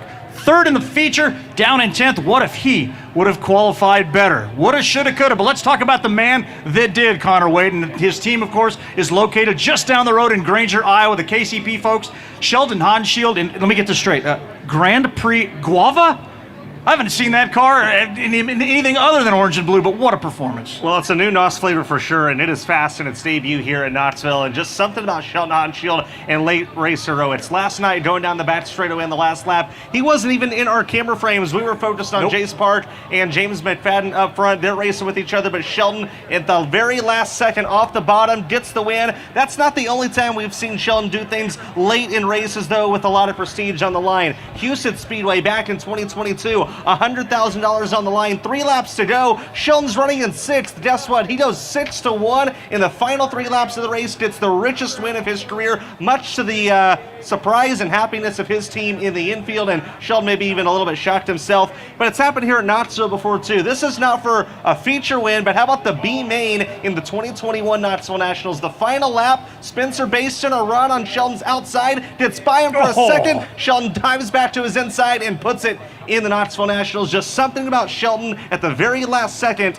he cannot be counted out. And I love the fact that he says he never will count himself out, and he proved that again last night. I tried to ask him to put him in the helmet a little bit, to give those of us who've never been in that race car, but what makes him so damn cool in those moments? Because those literally can be split-second decisions where you're either going to win or you're going to wad up 3 race cars. Well, the first thing is talent, but you've got to mix the talent and the badassery that you have and your ability to wheel one of these 900 horsepower sprint cars with a little bit of patience and calmness. And maybe calmness is the biggest thing. Stay calm, don't freak out, don't do something that's going to wind yourself up, which we've seen Sheldon do at times, but I think he also deserves credit for the times that he pulls things off that are really, really impressive. So I think last night he just stayed calm. He saw an opportunity to roll the bottom there in 3 and 4, saw the lane open up. A lot of guys probably say, hey, I'm chilling with a 3rd place finisher. I'm going to let those 2 guys, McFadden and Park, crash each other, and I'm going to take my P3 and lock her in the show. But Sheldon saw the opportunity. He knew he had the talent, the precision, and the patience and the calmness to get it done. He did just that. It's a chip off the old block, just like his dad, too. Jack was exactly that same kind of character back in the days. Let's take you back to that points page one more time, keeping in mind we've got 52 more drivers coming in competition tonight. We total those together, and only the top 16 will lock in based on the last 8 years. It's Corey Day that is precariously perched based on the projected points cut. Let's talk about making the cut here. Some drivers that have done it in the past. Well, there's a lot of people in the pit area today that think the cut line this year is going to be significantly lower than it's been in the past. As we kind of take a look, the average the last 10 years, right around 450. We've seen it as high as in the 457 and as low, though, as 446. Last year was a little bit lower, as you see Spencer Basin got the last lock-in spot last season. So Corey at 457, probably comfortably in the show. Jace Park is the one that's kind of on the fringe there, but if we do see a lower total this year compared to most years, just because of the fact that there might be a lot of moisture in the racetrack tonight, who knows, maybe Jace Park gets lucky and finds himself in. But if I'm 1 through 9, that's where I'm confident and happy that I'm locked in. What about the top grid? Does 481 hold on? I think it probably does for Sheldon Haudenschild for sure. You know, he qualified 9th last night, went 7-2 in the heat race, and then 7-1 in the feature. So I don't know that we see a run like that tonight. Now, there's a lot of talented drivers in the field that we're going to get to that could do it, but if I'm Sheldon Haudenschild or a fan of his, I'm thinking that Sheldon's going to be on the pole, at the very least on the front row. We'll have more on those drivers in just a little bit, but as it was last night, second verse is exactly same as the first, as we've got hot laps to give way to qualifying, 5 heats, a C main potential, definitely a B main, and of course the A main. 200 for quick time, the points fall by 2 in the qualifying running order, 100 points for winning your heat, but it comes with a caveat, 8-car invert for the top 40 qualifiers. Points go down by 3 positions, and only the top 4 go to the A, 5th through 8th to the B, 9th and 10th to the C. Both preliminary features pay points as well, but it will be the top 4 that advance to the next feature. A finish is the same as time trials. First tiebreaker is that feature finish, and this was when I was going to ask you, what do you think the top number then will be, if not Hod's 481? Man, it's hard to say. You really never know what we could see here at Knoxville. So 482 or higher is what I'll say. I'll go with the I feel like this is the Price is Right. I'll go 482. We haven't seen anybody put together a perfect points night since David Ravel back in 2017, and I think it was at least 2 decades before that, the second most recent time it's happened. So I feel like 481 is a good number. I don't think anybody gets it perfect. I think we're probably past those days in sprint car racing, but I don't know. You know, Aaron Reitzel, he's good here. He could go and get some, I don't know, maybe a 485, something like that, but I feel like 481 probably sets the bar. We'll see what happens as fans continue to file in. The anticipation only grows for the people behind us and, of course, for all of our DIRTVision viewers at home. We're going to step away. When we come back, we'll introduce you to some of those stars that are going tonight as Dominic Scelzi joins the coverage. Hey, everybody, welcome to the Knoxville Raceway, home to the NOS Energy Drink Knoxville Nationals, presented by Casey's. It's ARP fasteners for whatever you race. From 2 wheels to 4. Off-road, on-road, even water. From the flat track to the salt flats. Grassroots racers, weekend warriors, and pros alike trust ARP. Made in America quality, family-owned and operated. When failure is not an option, it's ARP-bolts.com. No matter what you race.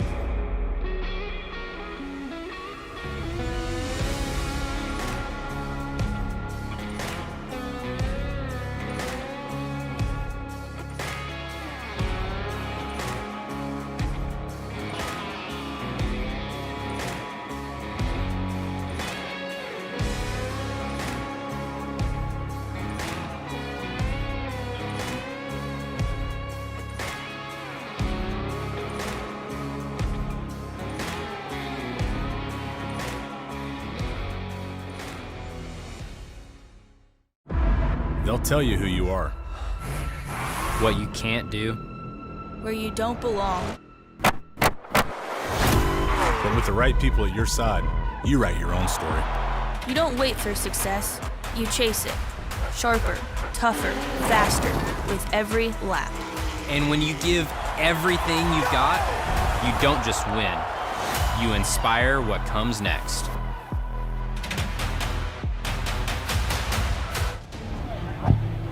It has been busy here in Central Iowa. As fresh on the heels of the 360 Knoxville Nationals, Kyle Larson bested a field of 87 entries for his second Ralph Capitani Classic.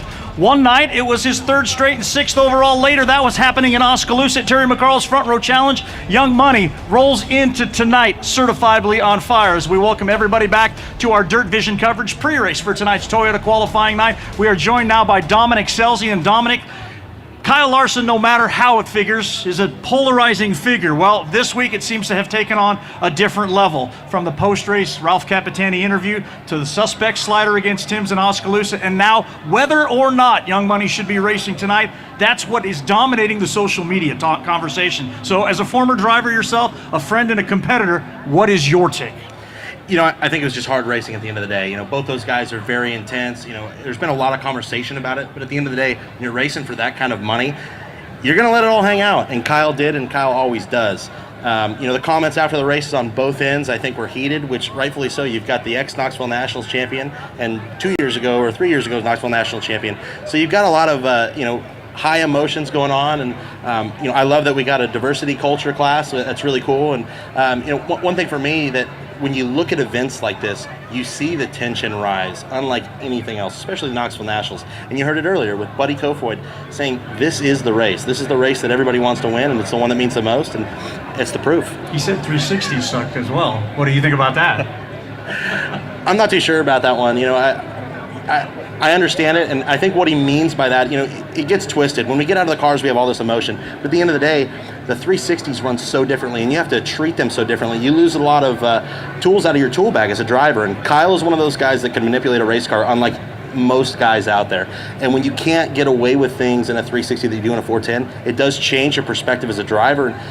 They are gutless. You know, that's you know, I don't think that's a negative. Yes. In comparison, it's not a negative comment in the fact that we don't like 360s or they're no good. I think really what it burns down to is you lose so many opportunities to do what Kyle's good at, and that's manipulate the race car, run four wheels above the cushion and diamond the racetrack. When a racetrack like this, when it bogs the engine down, you get away with a lot less. So I think really that's what Kyle's been, you know, talking about. You know, it's kind of been twisted and turned, but you know, at the end of the day, I think Kyle did a great job of teaching, you know, Asian diversity, which is great. And you know, I think Ryan Timms, you know, he just said he swore off all you know, Chinese and Japanese food just to be safe. So it's exciting. I think this is good for the sport when two you know, major drivers that are not committed to a national series, except for the one that races on pavement, it's great for our sport. What about the racing here? It's amazing. Last night was... I know, it's Kyle. I mean, Kyle racing here, whether he should or should not take a spot, somebody else could garner. Yeah, what so would you say there? I think it's great for Trevor Canales. You know, Trevor was able to start the Knoxville Nationals a few years ago from being a crew guy, and you know, his first sprint car start to the Knoxville Nationals. I think it's horrible for our sport. And why I dislike it is Kyle Larson is the best sprint car driver alive right now. I think that it'd be hard to argue that on any sentence. But this is our biggest race. This is a crown jewel of crown jewels. When we have a top competitor racing and taking a spot from somebody who, this event could be life-changing for someone making the main event. I'll be the first to say it. Making the Knoxville Nationals is one of the biggest moments of my career. So it's a bummer seeing somebody get taken out of that for Kyle to not compete on Saturday. I personally don't like it. I honestly think I'd feel better if he made the show and they just ran 23 cars. I'm not sure what the answer is, but I personally don't love that he's going to make the show and then, you know, not be in. But, you know, what if he's like Ryan Timms and has a bad night and doesn't, and then we're not talking about it? Yeah, it's not a foregone conclusion yet. And to be honest, Ryan said, or Kyle said rather, if you want to make a rule, make a rule. That's fine with him. But he also has a team owner he's got to think about. And team owners, they suck up money. They use it. Well, Paul Silva does this for a living. You know, sprint cars are his livelihood. And you know, you think about this, the Knoxville Nationals, people forget $15,000 to start Saturday night. That's a lot of money. Some guys would love to win a race for $10,000 or $15,000. And in addition to that, the prelim night's $12,000 to win. So $27,000. I mean, that's a good payday for Paul Silva, and you know, Kyle probably gets a cut of that as well. Not that he necessarily needs the money, but Paul does this for a living. I think Paul Silva's the best crew chief in sprint car racing. I think he deserves the opportunity to have his car compete in the biggest race of the year, the flagship event for this industry. So I definitely understand for the guy that runs fifth in the B main on Saturday night. Like I definitely feel for him, but at the same time, be better. You know, win the prelim night. You don't have to worry about being one spot out, or you know, get more points or whatever. But you know, I think it is what it is. Kyle's a racer. He's going to go out there and race. And what I can tell you about Kyle, exchanged a few text messages with him today. He didn't want to do an interview. He's very overwhelmed with all the conversation about this. He doesn't like hearing about it.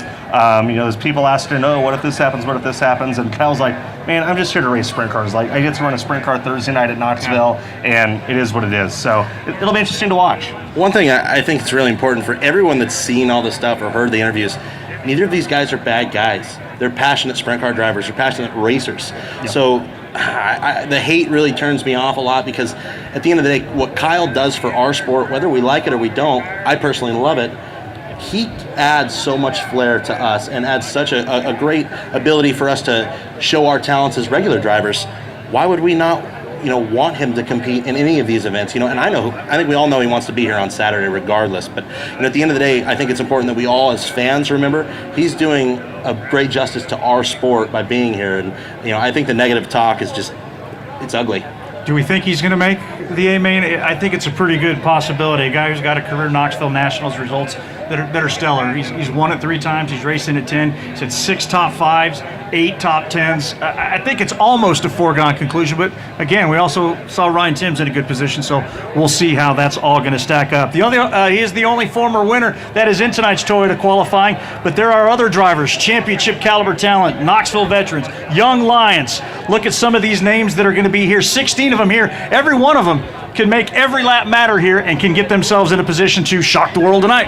Yeah, absolutely. A lot of good names on this list. Obviously, Larson, the only defending winner, but a lot of these guys that really believe they are the caliber drivers to win the Knoxville Nationals. Tyler Courtney back in this race for the first time since 2024 after he had to miss last year. Aaron Reitzel's really tore things up with high limit this season. I look at Kerry Madsen as a dark horse tonight, former track champion here at Knoxville, and always seems to run well. Has had a good 2026. Austin McCarl, a track champion, has sat in the front row of this race before and looking for a breakthrough career-defining win, and to get one for the McCarl family too would be really special. So a lot of big names on this list. Every name on that list could win tonight's feature, but somebody who really has stood out to me over the last few months is Garrett Williamson.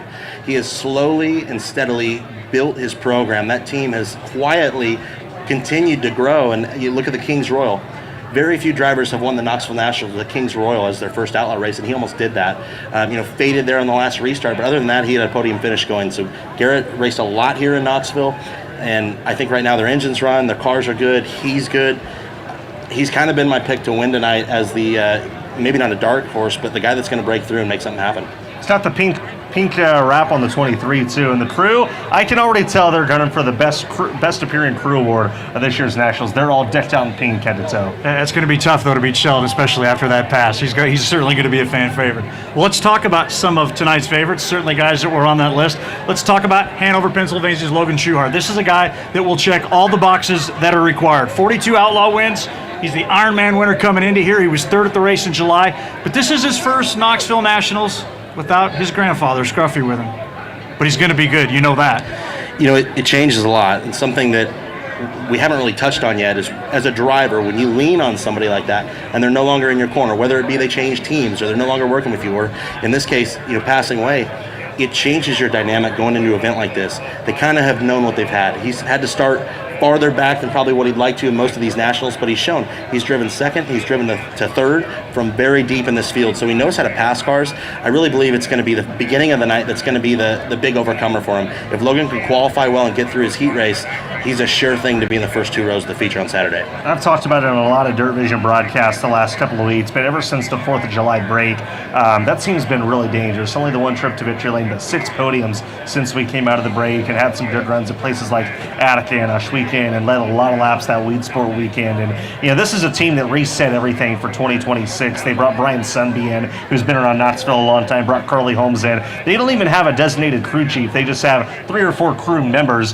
and they're thinking outside the box a lot this season, trying setups that they've never tried before at racetracks that they've been to a lot, and it's worked sometimes, hasn't worked others. Peevely, obviously, he got into victory lane, and I think his confidence because of that win is as high as it's been all season coming into the Nationals. Of course, would it be the Knoxville Nationals without a new paint scheme underneath the 1S? As you take a look at his Knoxville Nationals finale stats, a guy who can make a run from the back, though, if it doesn't go his way. Hopefully it's going to go his way tonight. Earlier, we had an opportunity to talk to the Shark Racer to see how he felt swimming in Knoxville's waters tonight. What we learned at Peevely compared to Knoxville is very little, but I feel like the direction that our team's going, the confidence from running well is high. So, I just think we can take what we've learned and the notebook that we've had and contribute it to what we're doing tonight. It's key with the weather to make speed, and I feel like we got some good notes. It's just that pill draw is important, and we'll see what we can do when we go from there. I like this format. I like when you got to accumulate points. I think I'm, I want to say on the consistent side, but I can feel like keep ourselves out of trouble at times. Everybody has their times where they're tearing stuff up, but I feel like, being consistent and knowing when to be aggressive, to pass cars, not put yourself in tough spots. But and then we've qualified decent here at Knoxville. So I feel like this format, whether it's here at Knoxville or anywhere else, I feel like you earn your position, and we can accumulate those points over time and hopefully put ourselves in a good spot. Is the Knoxville Nationals the top week of the year for you? I think, yes. As a sprint car driver, sprint car fan myself, I think there's no better week than the Knoxville Nationals. Another driver that flirts on the fringes of a favorite is a guy I'm just going to call Knoxville comfortable. I'm talking about Sunshine Tyler Courtney. Got a lot of speed, got a lot of confidence, got a 410 win earlier during weekly racing here, picked up a 360 Knoxville Nationals prelim win. This is a guy that seems like his temperament is right heading into this evening. Well, I don't know about you guys, but I watched that 4th of July show and I said Sunshine's going to be a contender and maybe even a favorite at the Nationals. I think, some people are like, oh, it's just a weekly show. A weekly show in Knoxville, I know you've ran a couple of them. Man, they are hard. That's fair. Like, that is the hardest weekly show in the country, and I will die on that hill. So it was really impressive, and I know we're going to hear about it a little bit here in this interview coming up with him, but he really has adopted this as a home track, living, not far away from here, transplanted from Indiana. Knoxville's his home track now, very similar to how your brother is. I think he has the same feel. I think he has a comfortability here that I think will help him out tonight. I agree 100%. One thing about Tyler is not only did he win here in July, he won here a week ago at the 360 Nationals preliminary, and he led 25 laps of the Knoxville Nationals not so long ago. This guy knows how to be in position to win at big events. He knows how to get around this place. He can run the bottom, he can run the top, he can change lanes. And I think when you look at a guy with the criteria to win the Knoxville Nationals, you have to be able to run the top, you have to be able to run the bottom, you have to be able to qualify. He can do all three of those things, and he's proven it. So he's put himself in position. He's had good runs at the Knoxville Nationals. He's ready. I mean, he's won the King's Royal. He's won some of these big events. It's not a question of if he can, it's when it's going to happen. Taking Brian Clausen's car into victory lane at the 360 Knoxville Nationals on the 10-year anniversary of his passing, there was not a dry eye in this place. Guy used to call Indianapolis, Indiana home. He probably still does, but now it's Harvey, Iowa, just down the road. Here's what Sunshine had to say earlier this afternoon as he readies himself for tonight's Toyota qualifying.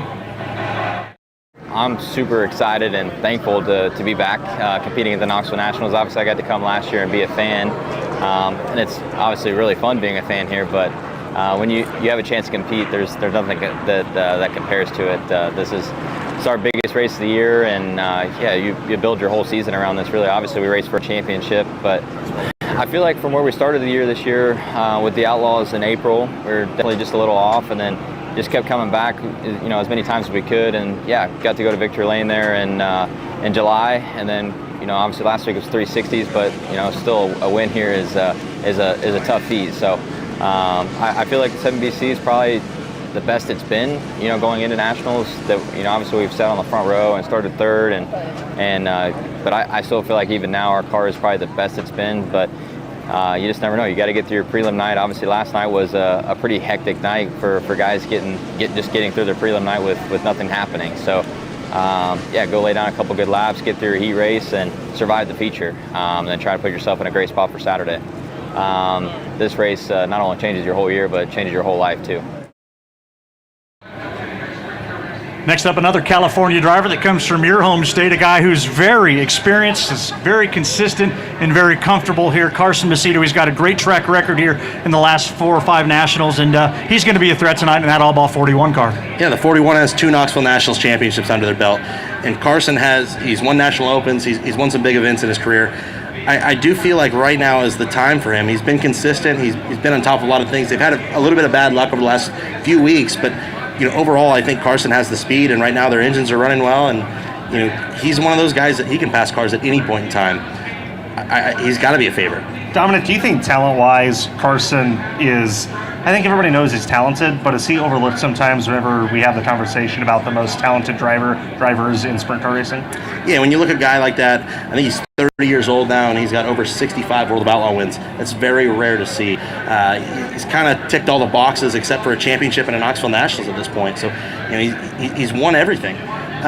You don't see that as often with young guys, but one thing that sticks out to me about Carson is good everywhere. And very few guys are good everywhere. He can go to Pennsylvania, he can go to Knoxville, he can go to California, and be successful everywhere. So when you look at the titans of the sport, he's one of them. He's there. I think winning a Knoxville Nationals, though, is just a different monster altogether. And when you look at Ryan Timms, kind of an underdog situation. He hadn't made a Knoxville Nationals main event before and then goes out and win. So I think really right now it's wide open, especially with Kyle not being in the field. I don't think there is a favorite. But, Carson, you look at guys like that, Tyler Courtney, those are the guys that I'm looking at favorites right now, but they have to get through the heat race. Last night we saw, 20 cars in the top 30 that didn't make it through the heat race. If you don't make it through your heat race, you're not going to win the Knoxville Nationals. So right now I think qualifying, yes, it's important, but you got to get through that heat race. 3 years ago he won the preliminary event. He's got 4 wins overall at Knoxville, and over the last 3 Knoxville Nationals, he's been in the top 5. A bit under the radar this year. No better time than right now to put himself right back into the spotlight. A really good prelim night is half the battle. The last few years I've started up towards the front, so it really makes it nice when you can get qualified well, and then the heat race is really the most important part. If you can kind of go from that last or 4th row, if you can qualify good enough to get on the 4th row and then go from the 4th row to a transfer, I mean, you just kind of have to survive in the feature, and you're going to be in a pretty good spot come Saturday night. So it starts at the pill draw window, and then from there, you just got to put a whole night together. So we'll do our best, and I think that we've got after Oskaloosa, I feel like the 41 car has a lot of speed, and with the, I don't know if it's the humidity or what the deal is, but it just seemed like it stayed a little bit faster than I thought it would, which made it really tough to come from those late, rows in the heat and get to the transfer spot. It seemed like a lot of guys were missing it. The bottom really didn't get run in until almost after heat races, which made it tough to advance. And I don't know really what to expect today. Obviously the weather's played a factor with it raining all night. It's quite a bit of rain. So you'd hope that they would, put less water on it, maybe pack it in tight. I don't know if they had it sealed over, but the Duncans do a good job here. I feel like they consistently, if you remember right, the Capitani night, it rained at night, and then all of a sudden, the track was awesome. So you just kind of never know what you're going to get. You cross your fingers and you hope for the best. It'll be fun to watch the 41 who's had troubles here at Knoxville, as has our next driver. In fact, 1 year ago, Jack Brian Brown, it's the Knoxville Nationals he'd rather forget, as he spent the last year nursing back broken hands, broken wrists. It was a lonely road, he said, but this is a guy that's done everything at this facility but win the Knoxville Nationals. He's got a good early pill draw tonight, so he could be setting himself up for another good run, and that would be good fruit for the soul. You can't count out Brownie here. He is amazing here. One of the winningest drivers of all time. His uncle Danny has taught him so much here. One thing, though, that does concern me is with the injury. We talked about it a little bit yesterday when we interviewed him. His hands and wrists, he does struggle a little bit with containing the grip. A 50-lap race, it's a long race. It's not the Ironman 55, but this place is very demanding physically, especially with it being as hot as humid. So I do worry about that late in the race, but I'm telling you right now, if Brian is close there at the end of the 50-lapper, he's going to find a way to make it happen. He's been great more times than not on his preliminary nights. I think the biggest thing right now is just get through that heat race again. I think he had a lot of speed last year before he and JJ Hiddle got together in the back straightaway and he got upside down. And I think Brian knows, Brian's not going to be doing this forever. I think we're probably, there's less room in the league. They're counting down. Yeah, as opposed to, Not that he's going to retire in the next year or two, but he's probably at the end of his leash if he's going to win the Knoxville Nationals. And I think he knows that. He's got a grandson now. He's got the injury that probably isn't healing quite like he's wanted it to. So he knows that if he's going to do it, he's got to get it done. 3 second-place finishes in a row back in 12, 13, and 14. I can only imagine the feeling of coming so close so many times, but this is the biggest, you either win or you lose race in the world, in my opinion. So I really like the pill he drew tonight. He always qualifies very well with his Charlie Garrett power, so I look for him to definitely be in the mix early on in the night. It's going to be a matter for him of staying good at the end of features, though. This is also one of those places where the old dog can still have a big bite, so you can't count him out, even though he hasn't had a great season this year. They won just a couple weeks ago at Lasowski Family Night. This is not the place to count Brian Brown out. No, definitely. Penn Grove, California, Buddy Kofoid. There's no question about talent, but he's got to put a perfect night together. He's going to be a mid-pack qualifier. Yeah, who knows what's going to happen with Buddy, man. We've seen some good runs out of him here, and we've seen some other runs that it's like, man, is this the same guy that we see at short tracks and other tracks on the World of Outlaws schedule? But, he's won double-digit times this season. He's been in the championship fight pretty much just like we've expected him to. I think, like you said, when it comes to Knoxville, qualifying is the big thing. We've seen him pretty much, he always seems to start in the back at features here. And, yeah, he's had some nights where he's started, deep in the field and driven up into the top 5, even onto the podium, but you can't rely on that to win features at Knoxville or to win the Knoxville Nationals especially. So he has to qualify good tonight, in my opinion. I want to see a top 10, maybe top 15 qualifying effort out of him if he's going to be in the mix. Darren Pittman's a former World of Outlaw champion who podiumed back in 2019. He's got the 69K running on me. What I have written next to his name because of his ability, dangerous guy. Absolutely, another one of the old dogs. I remember that several Knoxville Nationals being here and seeing Darren, first couple rows, leading laps, running right out front, and has yet to win a Knoxville Nationals. And he's one of those guys that there's towards the better half of his, better end of his career, it's still making it done. That 69K can win anywhere in the country. They proved it when they went out to Washington really fast earlier in the season. The 69K's been good here in Knoxville, and Darren's been good here in Knoxville. So when you put them together, I think that they're a guy, if they can get qualified, that they can be tough. 3 drivers, real quick. So let's start with your co-host on the Drivers Project, JJ Hickle. He was up on the stage with you. This is a kid coming of age here at Knoxville. Yeah, he's got great speed as of late, and the 2M car has been qualifying better. They've been racing better. They had 2 good runs with the Outlaws. I'm hoping he has a strong run. Let's talk about a pair of McCarls. You've got Austin. We know what he was capable of doing, sat on the pole. We do want to give our props, tip our cap to Terry tonight. Yeah, absolutely. He is going to tie Steve Kinzer in terms of Knoxville Nationals appearances, which is just insane, honestly. He said last year was going to be his last one, decided to come back for at least one more, who knows, but always cool to see Terry in the field. And obviously Austin, like I said, needs a signature win, for his career. He's got the track championships to sit on the front row here. Don't count him out. Qualified really well whenever the Outlaws were here in June, and then it rained out, so I'm excited to see what Austin can do. You brought up Garrett Williamson a little bit ago. There's only one other driver. I just want one word from each one of you about this guy. Aaron Reitzel. Dangerous. Badass. And on that note, we will wrap this up. We will see you later when you join Connor Wade for our post-race pit walk. We will see you in the pits in just a little bit. The sun is shining. Can you believe it? 2 inches of rain earlier today. That has long gone away. And in just a moment after this break, we will take you to the booth where John Gibson, Tony Bachhofen, and Blake Walker will walk you through what comes next. It's Toyota qualifying night. We're glad you're with us on DIRTVision. And for those of you here at the Knoxville Raceway, are you ready to go racing in Knoxville? You know you are. We'll be back in DIRTVision just a minute. Want more wins? Here's some tips. Brake late with our powerful titanium piston brake kits featuring our VRT Max rotor and all titanium hardware.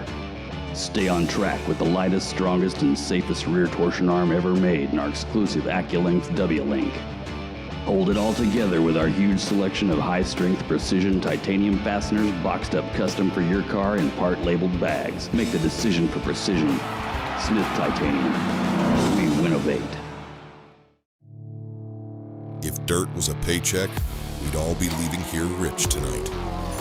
Until that happens, it pays to use Tub-A-Towel's heavy-duty cleaning wipes. At the track, in the garage, or at home, Tub-A-Towels is tough on dirt, easy on hands, and made in the USA. Tub-A-Towels, the world's hardest working wipe. Available at all major automotive and hardware retail stores.